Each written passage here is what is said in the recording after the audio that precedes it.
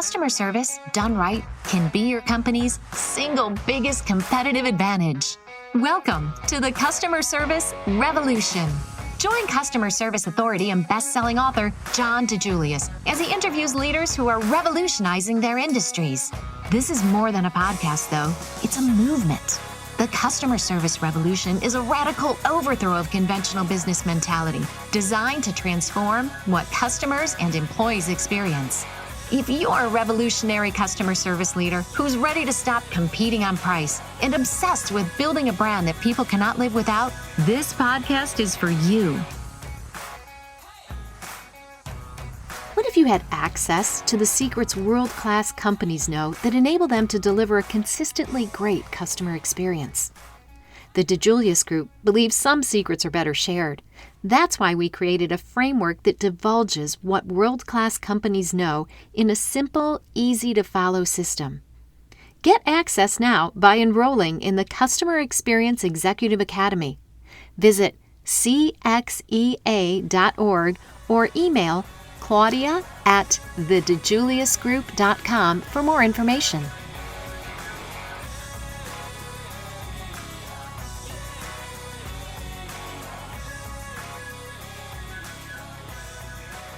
Welcome back, Revolutionaries. And today I have the pleasure of speaking with Dr. Nathan Unruh.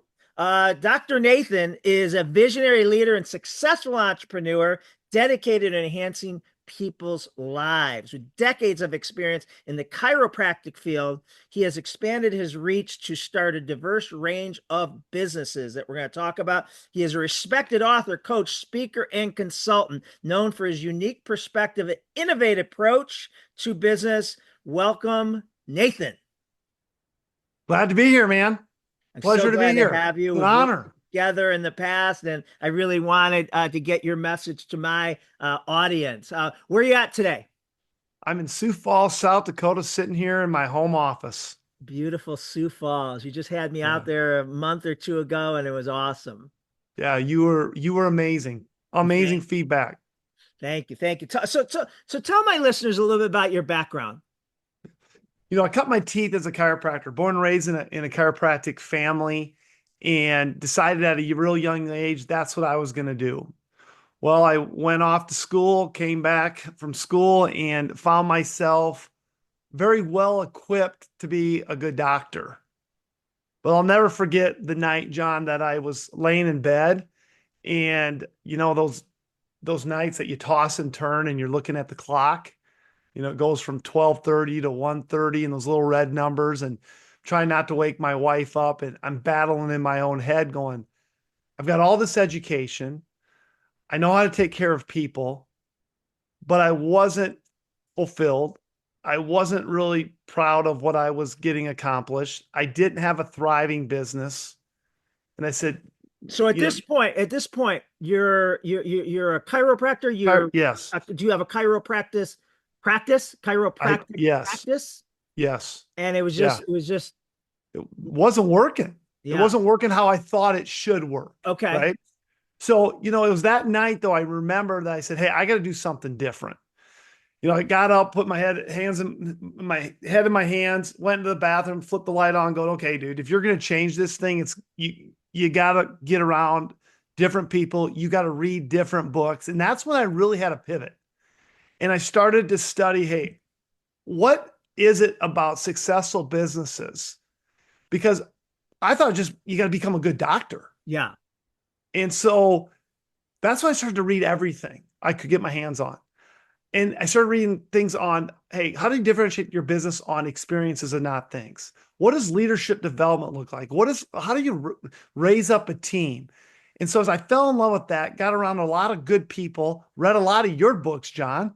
And that's when I started to say, okay, this is the secret sauce. And that's what I dedicated my life to in the chiropractic business for 25 years.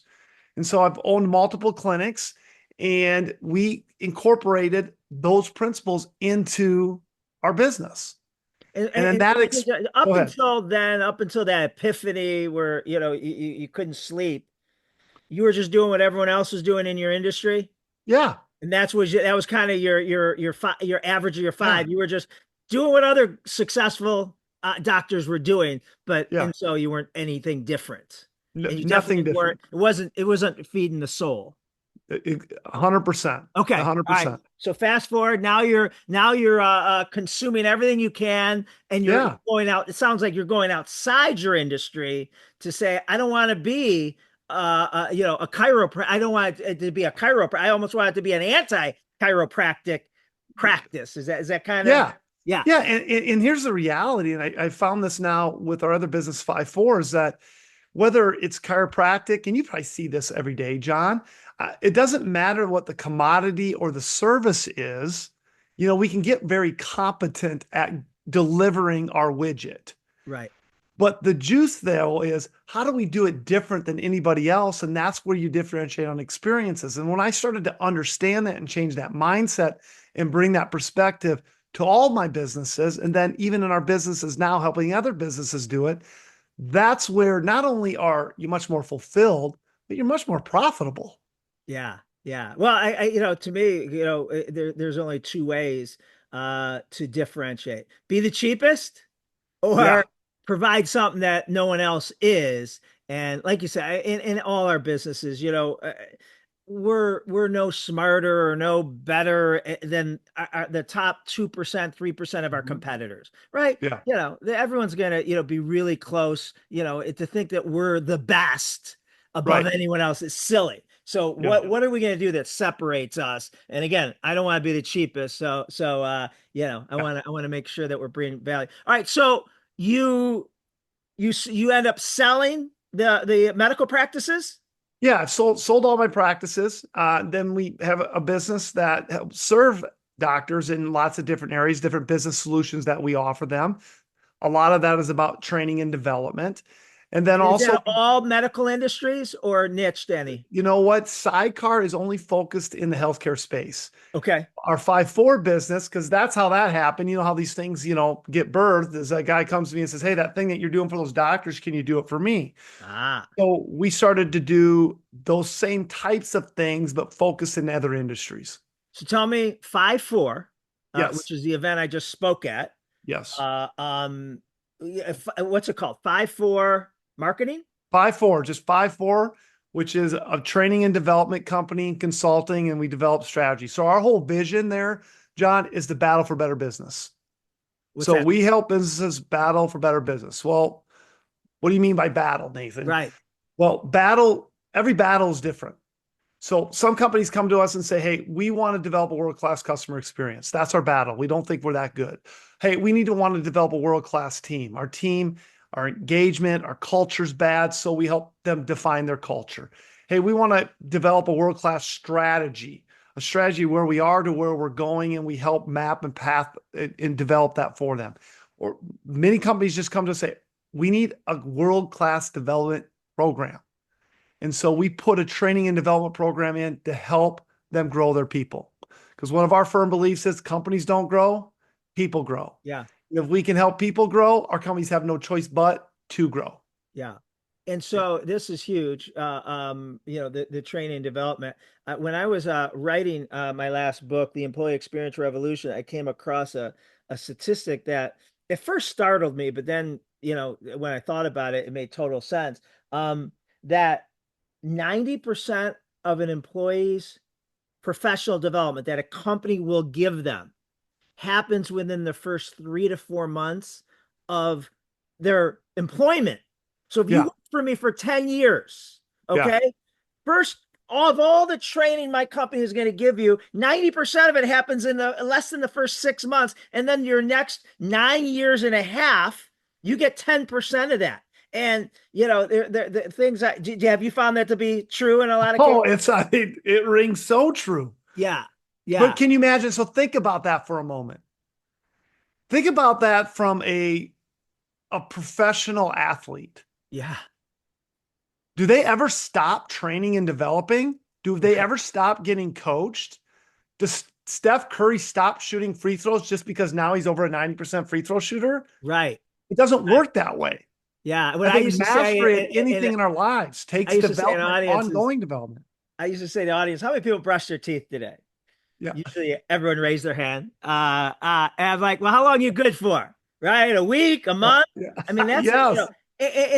your opening was the perfect example of what professional development does, right? Mhm. You were stale. Yeah.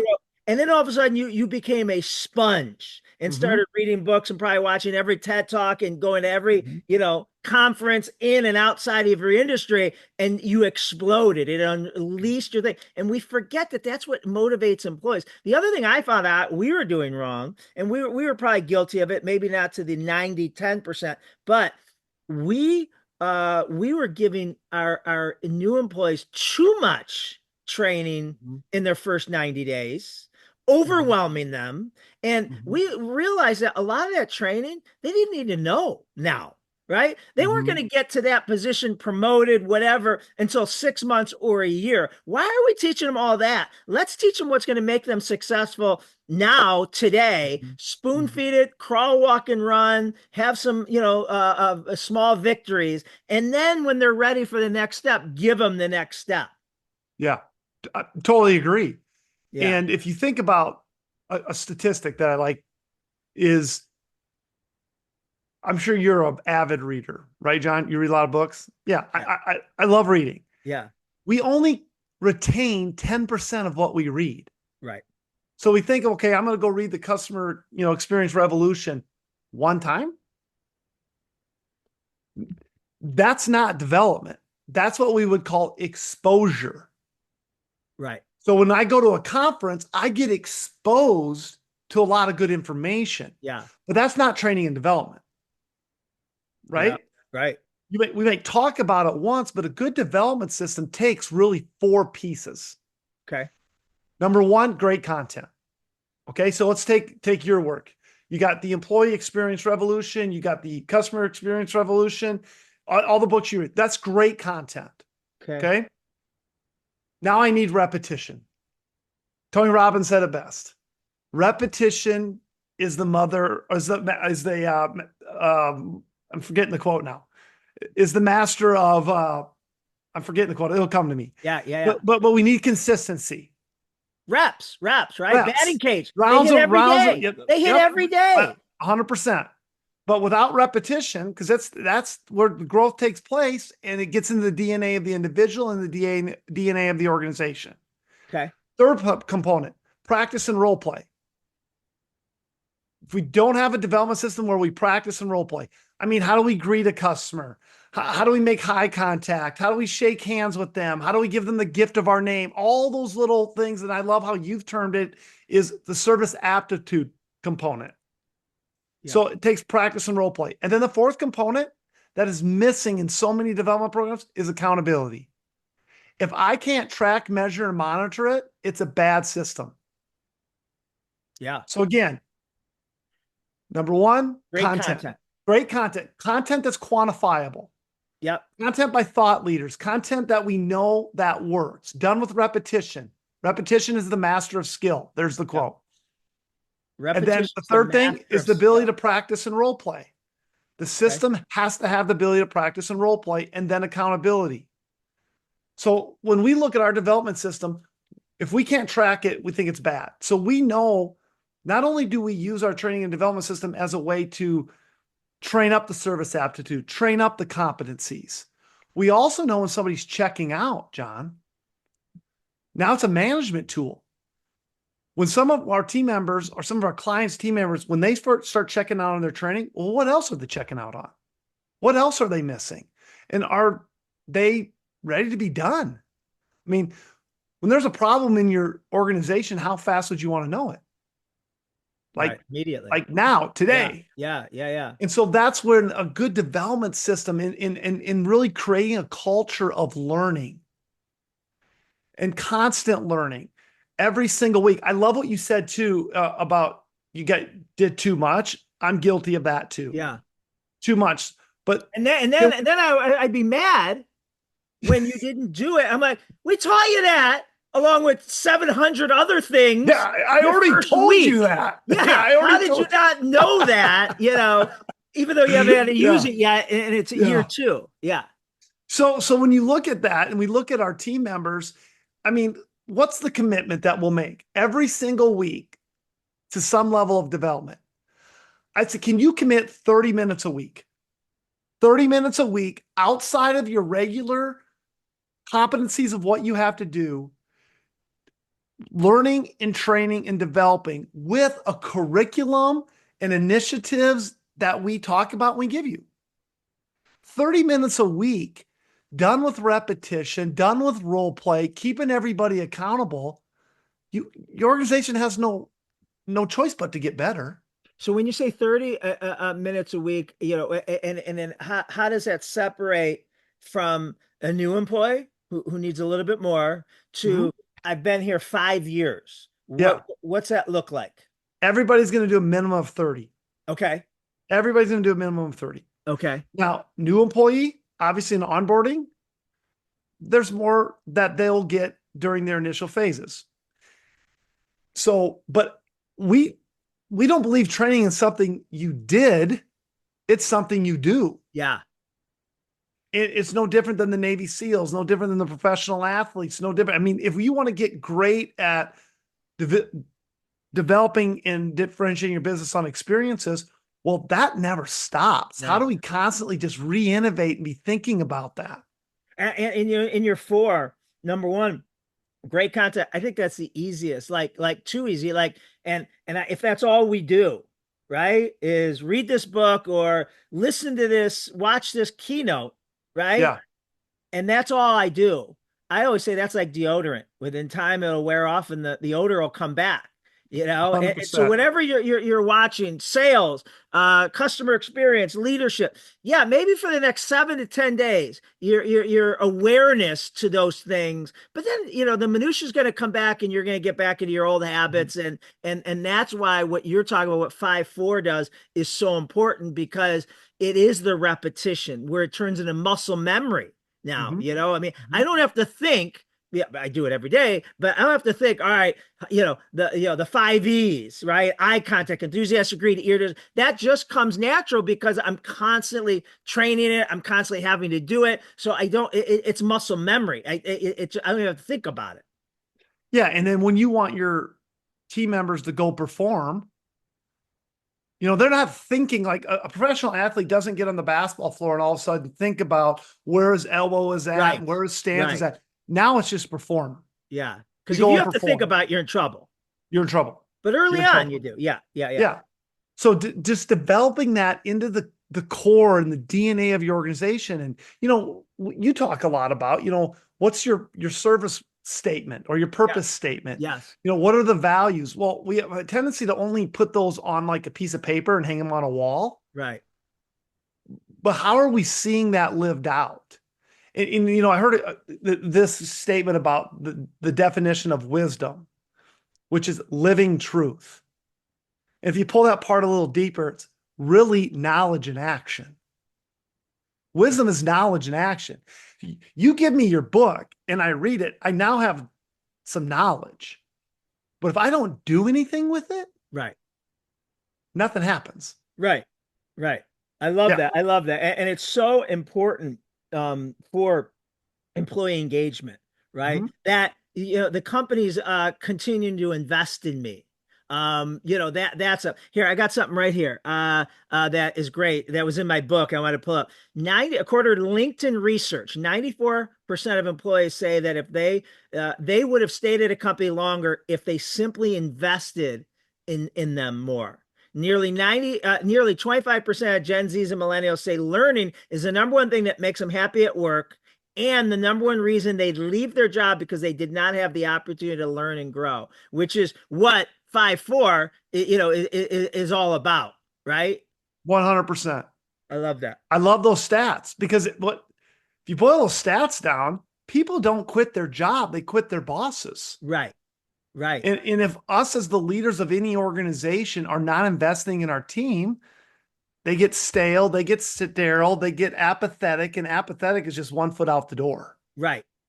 I always say this, Nathan. I always say, if working for me is a benefit to your resume, you'll never use your resume, right? If I'm constantly making you smarter and better in all areas, right? And man, if I ever need to go out and apply and they see that I worked for, the Ritz-Carlton or Chick-fil-A or whatever, they're going to hire me instantly. But the moment I stop adding value to your resume is when you want to get the resume out because you're not growing anymore. And Yeah. I'm hurting you, your profession, your income, your motivation. And now it Yeah. just becomes a job. And Yeah. like you, I'm sure this has come up in our previous conversations, but when I graduated from college, I had the opportunity in the late 80s to with my marketing degree to make between $18,000 and $22,000, or I was working part-time at UPS. And I had enough seniority to go driving, and the drivers back then made $45,000 a year, right? Double what I could make. That was like $1 billion to me. So I'm like, it's a no-brainer. I knew I didn't want to do it forever. I knew I wanted to be an entrepreneur, but had to get out of debt and wanted to save some money. But while I'm doing it, I'm making more money than I ever thought I could. But every day I drove to work and would say in 29 more years, 6 months and 2 days, I could retire. Right? Because it's not what I wanted to do. It wasn't fulfilling me. It wasn't lighting that fire, deep down. And so, you got to turn it from a job to something that has meaning and purpose. And I think that's what you guys really help. Yeah. So what you were just saying brings up the analogy. I know we probably all heard this analogy, but it's like when you step on a place where they're building a building and you ask the one guy, "What are you doing?" He goes, "I'm laying bricks." And he's laying bricks. I got to pay for my family to survive. Exactly what you're doing the UPS. Right. Then you go to the next guy. What are you doing? I'm building a wall. I'm building a structure that's going to stand the test of time. You go to the next guy. He goes, what are you doing? I'm building a beautiful cathedral for everybody to be in awe to come and worship. So you go from in the same job, in the same thing, or the same task, you go from a job to a career to a calling. Yes. And that's just a perspective change that us as leaders within our organization with the right development program, instilling that into our team members, I think is a big deal.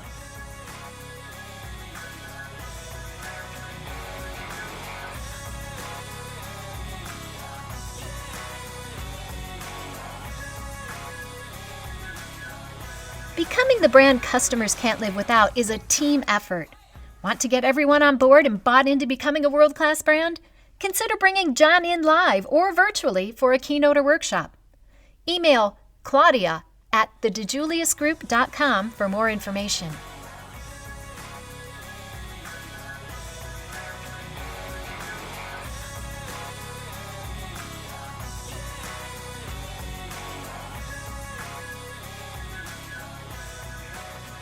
And how do you help companies? Because there's feels like an endless list of things we can be training our employees on, right? We have the technical operational aspect, which I feel is of the training usually the only thing, right? I just did a discovery for a restaurant chain, and last week we went to 10 locations in San Antonio and different brands. And I went up, I said, you guys, to the employees, I said, you got customer service training? Oh yeah. Whoa, well, what's it look like? Well, how to open and close, clean, how to restock, and how to use the point of sale system. And like that was what they thought customer service was. And it is in a way, right? And it's critically important. But that's usually 99.9% of the training is Nathan, if you're going to answer the phones, right? This is how you pull up a client in our database. This is how you schedule an appointment. This is how you get their credit card. But none of the soft skills is taught. So how do you help balance those things? Yeah, so I think that's I love what you said there, because their interpretation of what customer service is the stuff that people expect. They expect the clean bathrooms. They expect how to check them out. It's all the other things that they don't expect. So when we look at, if you put it into buckets, we have to never stop training and talking about culture. And culture is really the minimum behavior that you're going to allow within your organization. It's how we behave together. Right. So how are we defining the culture, the vision, the mission, the values? How are we protecting it? You can never stop training it, can never stop talking about it, because that's the foundation by all decisions are made. Then Everything you teach on the experience. How do we really teach them the service aptitude piece? What does customer experience look like? And never stop training that, because two things I believe always leak in any organization is vision and fundamentals. So keeping the culture front and center through that vision, inspiring and developing trust in your people, teaching and having a development program around the customer experience. Then you're diving into the competencies of the job. Yes, this is what it looks like to sweep the floor. This is what it looks like to stock the shelves. Those things are all important. And then at the end of the day, then drive results. What are we measuring? Because if we can't measure it, how do we know if we're winning? So how do you measure it? Every business is different. I think some of the key performance indicators that is common, obviously revenue is one, bottom line is another. Those are the ones that we all will talk about. Yep. You know, in the customer experience world, you have the NPS score, you have the EMPS score. I love one of your key metrics was earned growth. Yeah. I mean, that's a great key performance metric, right? Yeah. Culture, we developed a key performance metric called the cultural index, Okay. where it's really more of a measurement of the leadership, not necessarily the measurement of the team, because really, is the team auditing leadership? Yeah. I mean, is that what no. Yeah, So the that cultural is index is saying, right. hey, do you understand the vision, mission, values? Yeah. What is our behavior? What is our perception of it? What is our knowledge of it? Well, if you don't know it, that's my fault, not yours. Right. Yeah. Right. Love that. Those are some just areas that key performance indicators in every industry then has other small ones. And I shouldn't say small because all the numbers are important, but we have a tendency also, though, when we look at numbers, we measure everything and then often measure nothing. Meaning we're looking at so many things. What are really the key areas that are going to drive growth within the organization? And I still think the biggest measurement has to be on the team experience and it has to be on the customer experience. I agree. And you know, we call the customer experience a ROX dashboard, return on experience. And yes, you know, and like anything, you can't have, 10, 15 KPIs. If you have more in each area, if you have more than 3, you have none. Right. Because if I want who's ever responsible, the leader, if it's them to have 3 that's keeping them up at night. Right. Their turnover, their culture index, those types of things. So I gotta believe, how do you deal with this pushback? All right, Nathan, you want me to train my existing employees 30 minutes every week? Like that, not only am I paying Joe, take him off the floor or assembly line or whatever he's doing. And now I got to cover him with someone else, and you want me to pay him. How do you push that when the CFO tells you, "Are you crazy?"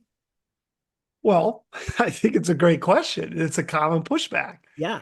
Well, what's more expensive, John? To train your employees or to recruit new employees? Yeah. I always think, you look at what churn cost an organization. It's significant. What does churn cost the customer experience? That number is significant. So again, a good development system, though, also is delivered in different ways. You got on-the-job training. That's one way. That's the most expensive, still necessary, and a component. There is also how we develop curriculums via online. So through our system, where you're doing 3 to 5 minute segments, you're getting tested on it. So it's not just a task that you can do. And then we're getting training reports, which becomes another KPI that we have a KPI in our training. Yeah. Who's doing it? Who's not doing it? Right. So it can be delivered in a way that, hey, if I got a 40-hour employee, 30 minutes out of that 40 hours to help them get better every week, I think is a very small investment of time and money.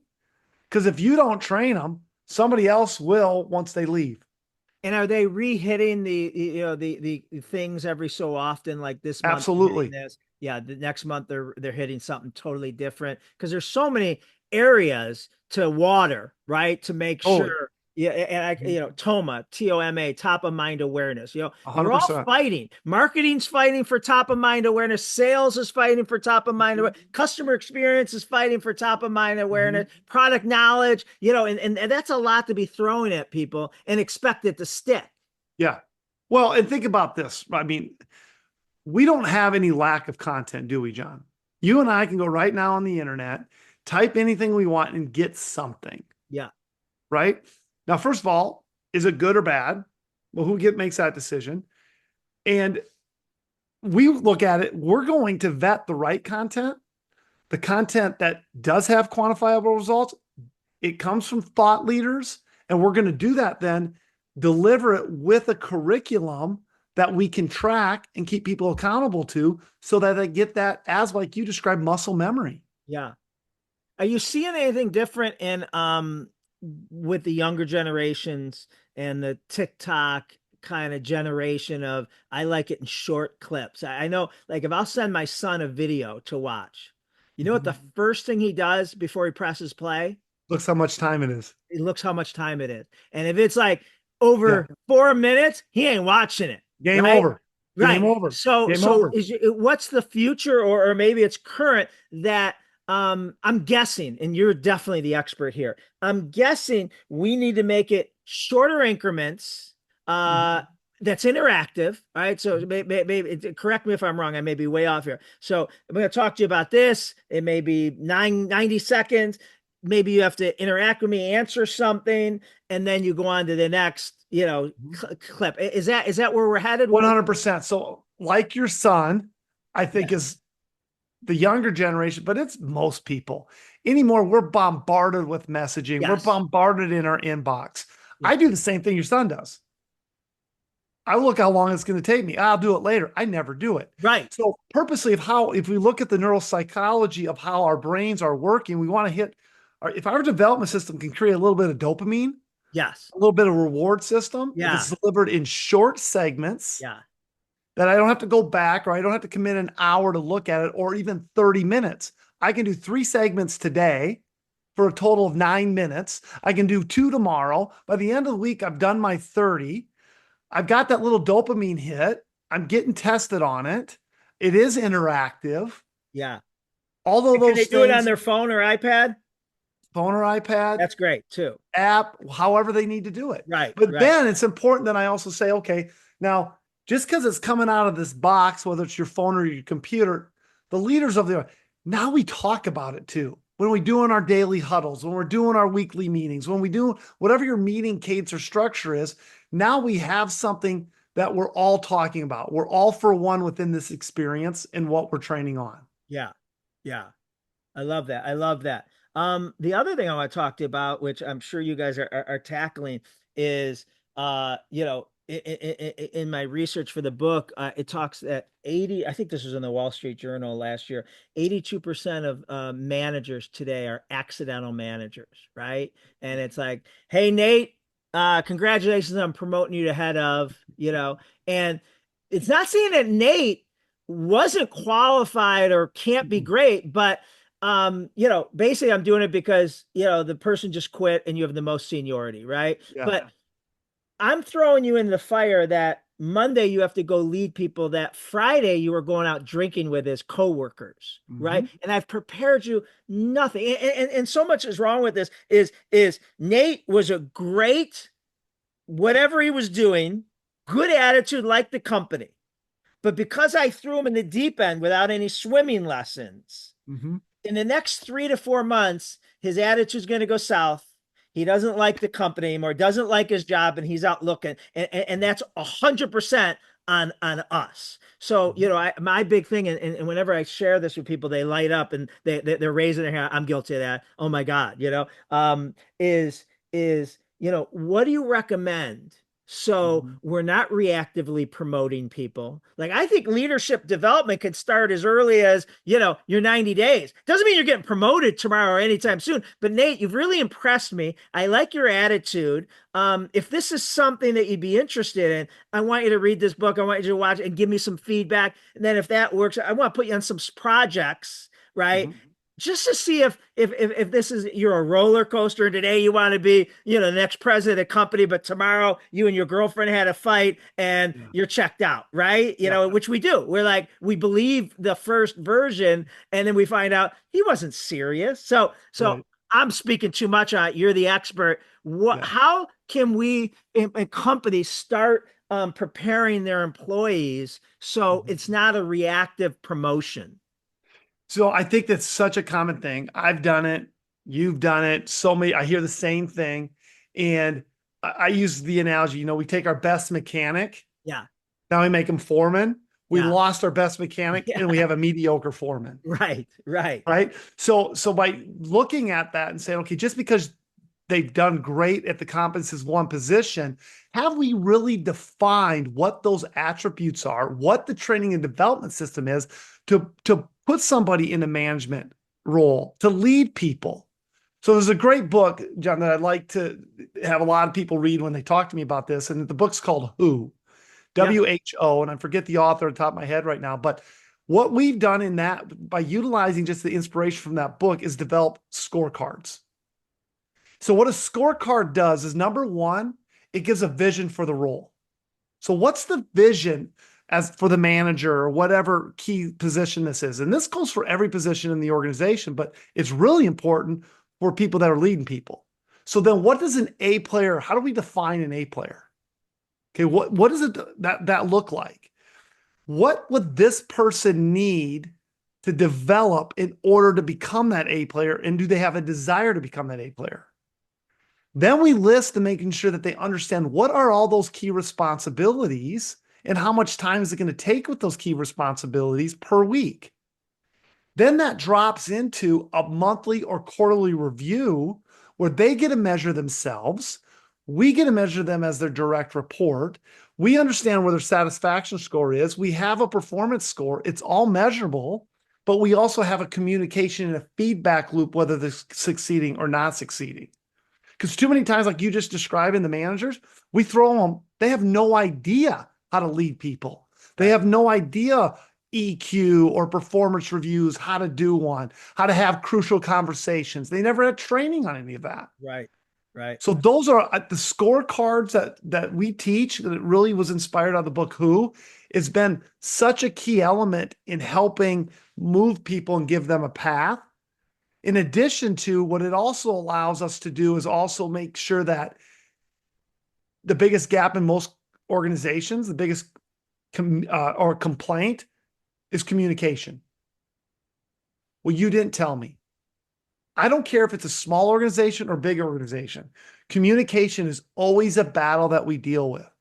The scorecards also now become a How do you feedback solve loop. that? Because that's everyone. We'll be in a management meeting and we'll say, all right, let's do this. Let's run this promotion. Let's, blah, blah, blah.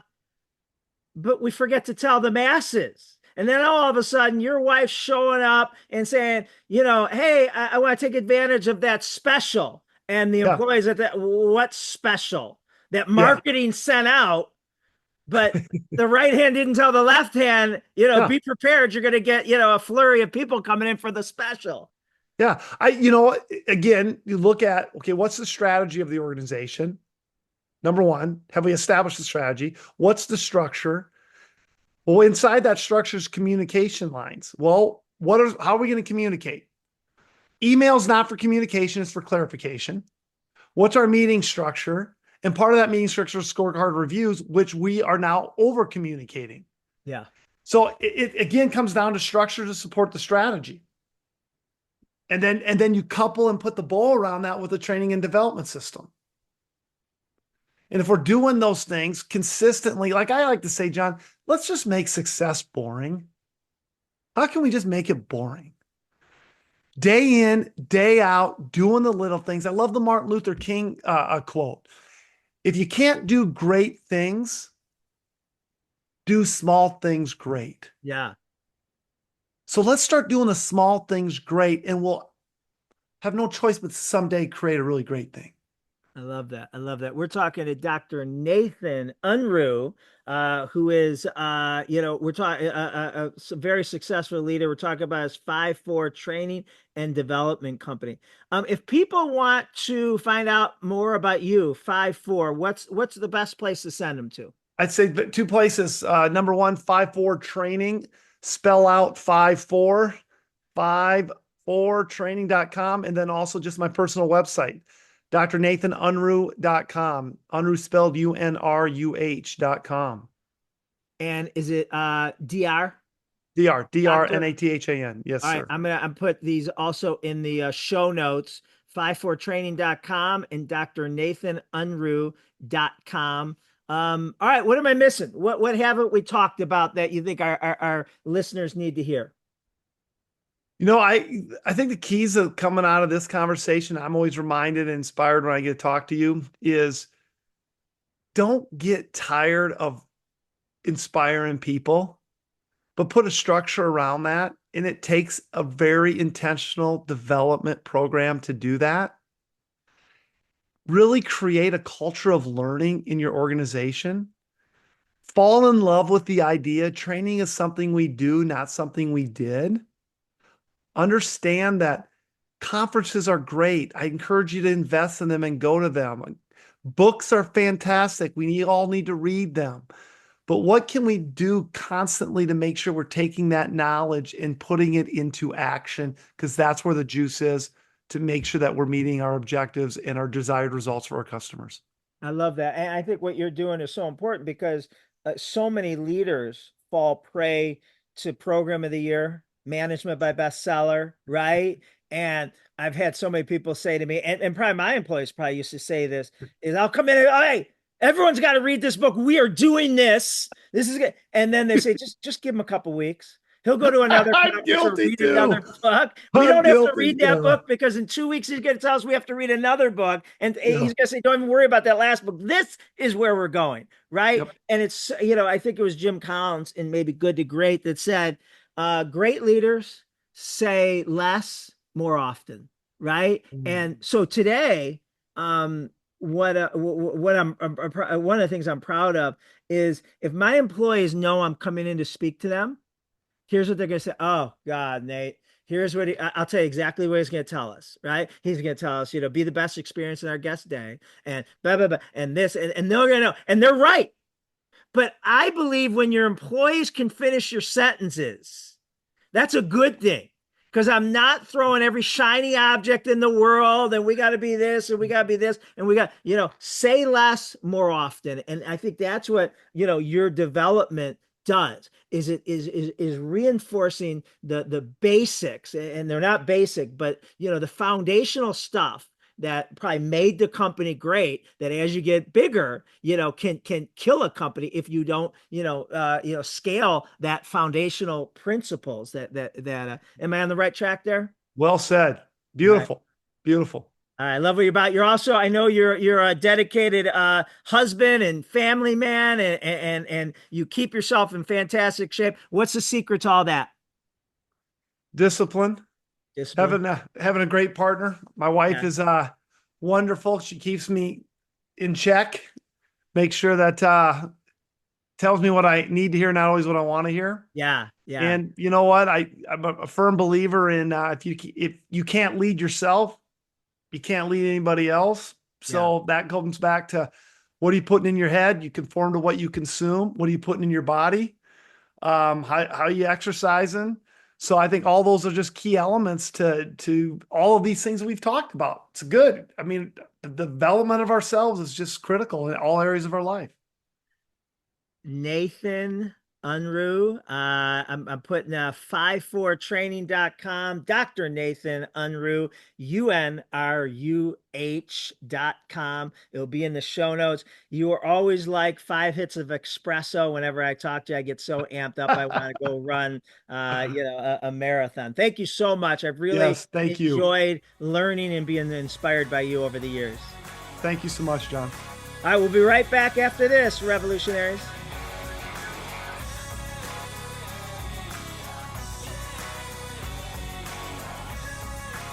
We hope you enjoyed this episode and are ready to think about starting your own customer service revolution.